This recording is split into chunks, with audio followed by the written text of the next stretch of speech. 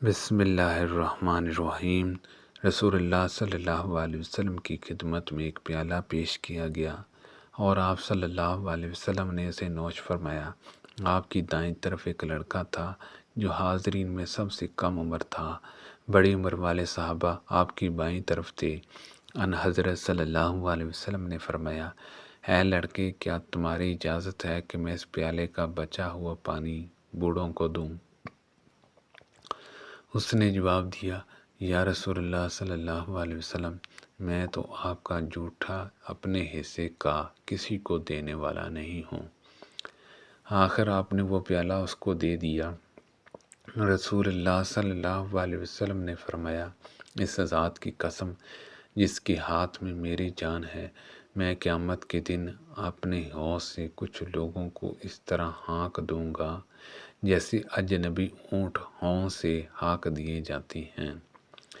نبی کریم صلی اللہ علیہ وسلم نے فرمایا، اسماعیل علیہ السلام کی والدہ حضرت ہاجرہ علیہ السلام پر اللہ رحم فرمائے کہ اگر انہوں نے زمزم کو چھوڑ دیا ہوتا، یا یوں فرمایا کہ اگر وہ زمزم سے چلو بھر کر نہ لیتی تو وہ ایک بہتا چشمہ ہوتا۔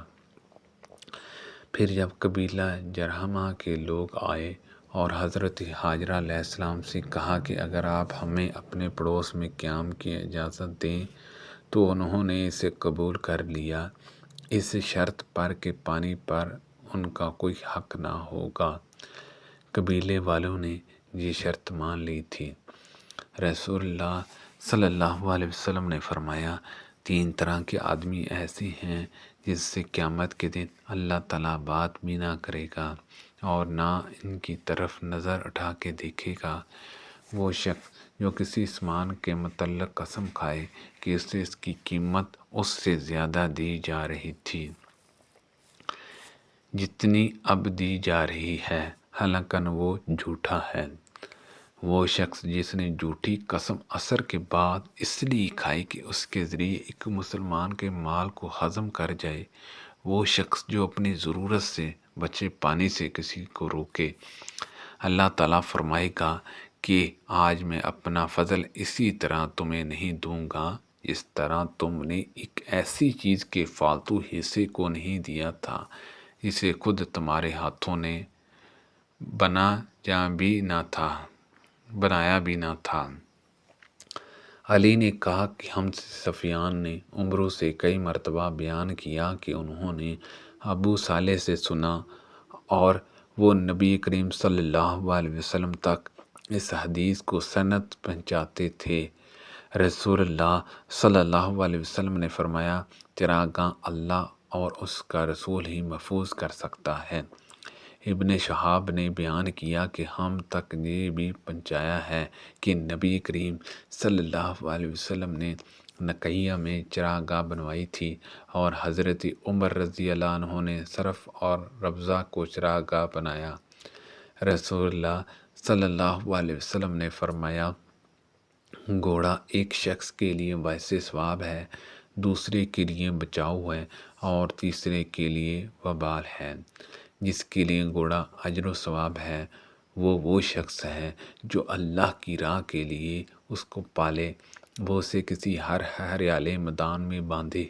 راوی نے کہا، یا کسی باغ میں، تو جس قدر بھی وہ اس ہریالے میدان میں یا باغ میں چرے گا اس کی نیکیوں میں لکھا جائے گا۔ اگر اتفاق سے اس کی رسی ٹوٹ گئی اور گھوڑا 1 یا 2 مرتبہ آگے کے پاؤں اٹھ کر کودا تو اس کے آثارِ قدم اور لدیاں بھی نیکیوں کی مالک کی نیکیوں میں لکھی جائیں گی۔ اور اگر وہ گھوڑا کسی ندی سے گزرے اور اس کا پانی پیے، خواہ مالک نے اسے پلانے کا ارادہ نہ کیا ہو تو بھی یہ اس کی نیکیوں میں لکھا جائے گا۔ تو اس نیت سے پالے جانے والا گھوڑا انہیں وجود سے باعث ثواب ہے۔ دوسرا شخص وہ ہے جو لوگوں سے بے نیاز رہنے اور ان کے سامنے دست سوال بڑھانے سے بچنے کے لیے گھوڑا پالے، پھر اس کی گردن اور اس کے پیٹ کے سلسلے میں اللہ تعالیٰ کے حق کو بھی فراموش نہ کرے تو یہ گھوڑا اپنے مالک کے لیے پڑتا ہے۔ تیسرا شخص وہ ہے جو گھوڑے کو فخر دکھاوے اور مسلمان کی دشمنی میں پالے تو یہ گھوڑا اس کے لیے وبال ہے۔ رسول اللہ صلی اللہ علیہ وسلم سے گدھوں کے متعلق دریافت کیا گیا تو آپ نے فرمایا کہ مجھے اس کے متعلق کوئی حکم وحی سے معلوم نہیں ہوا سوائے اس جامع آیت کی، جو شخص ذرا برابر بھی نیکی کرے گا اس کا بدلہ پائے گا، اور جو ذرا برابر برائی کرے گا اس کا بدلہ پائے گا۔ سبحان اللہ عز و جل۔ اللہ پاک سے دعا ہے کہ اللہ پاک ان حدیثوں پر عمل کرنے کی توفیق عطا فرمائے۔ اللہ پاک ہم سب کو صحت و تندرستی عطا فرمائے۔ آمین بجاہ النبی الامین صلی اللہ علیہ وسلم۔